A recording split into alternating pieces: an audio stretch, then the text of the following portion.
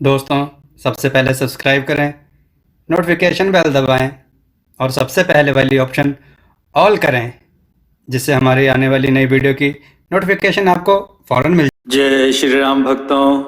दोस्तों, ये कथा बहुत ही सुंदर है। सुनकर लाइक जरूर करें, कथाओं को शेयर जरूर करें। दोस्तों, आज की कथा है ब्राह्मण का शंख और एक चोर।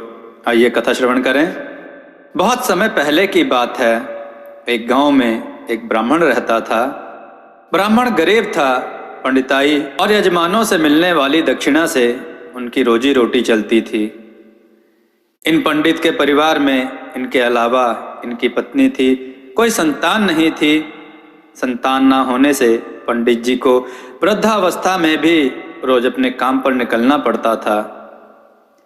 एक दिन वे घर से निकले।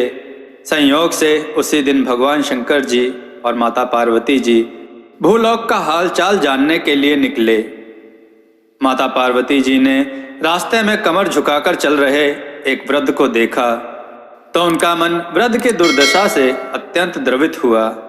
उन्होंने भगवान शंकर जी से प्रार्थना की कि इस वृद्ध की कठिनाई का निवारण करें। भगवान शंकर जी और माता पार्वती जी वृद्ध के पास पहुंचे।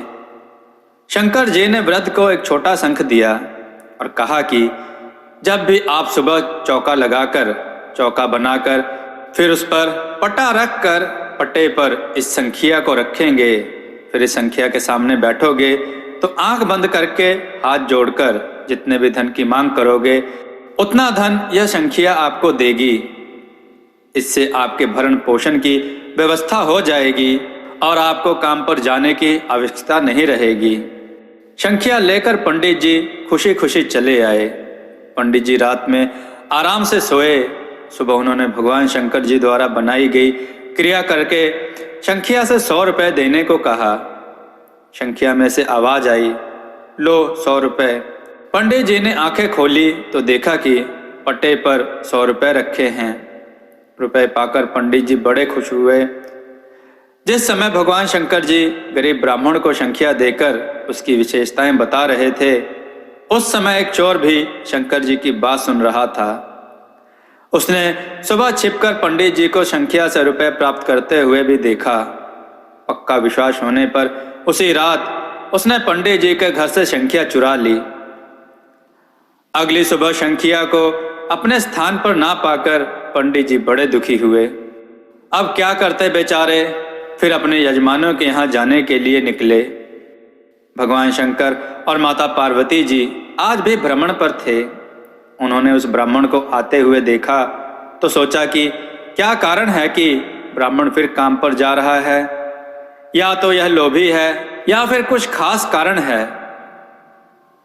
पार्वती जी ने परामर्श दिया कि चलकर ब्राह्मण से ही पूछा जाए। वे ब्राह्मण के पास पहुंचे। उससे कारण पूछा तो ब्राह्मण ने संख्या चोरी हो जाने की बात बताई।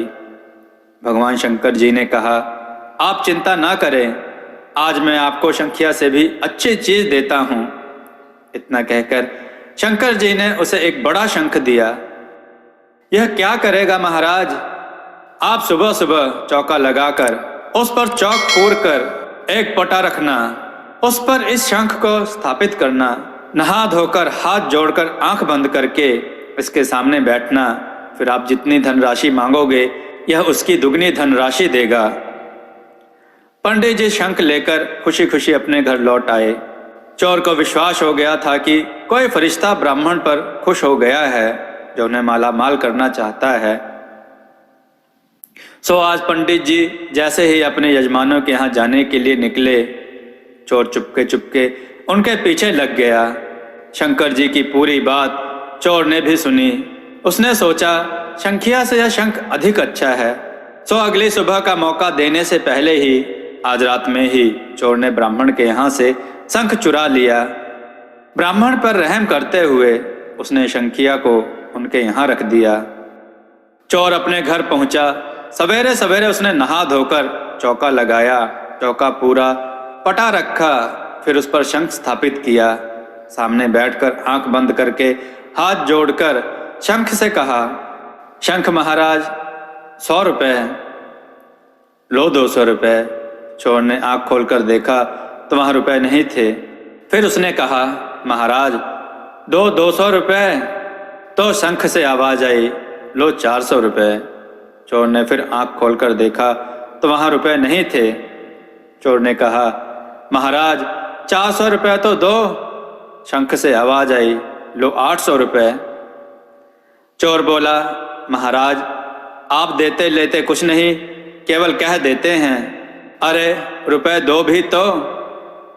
शंख में से आवाज़ आई, रुपए भैया लेना देना तो शंखिया जाने, हम तो केवल कहते हैं, क्योंकि हमारा काम केवल कहना ही है। इतना सुनकर चोर ने अपने दोनों हाथ सर पर रख लिए और अपना माथा पीट लिया। दोस्तों, आपको यह कथा कैसी लगी? अपने विचार और सुझाव कमेंट में जरूर दें। हमारी कथाओं को लाइक करें, हमारे चैनल को सब्सक्राइब करना ना भूलें।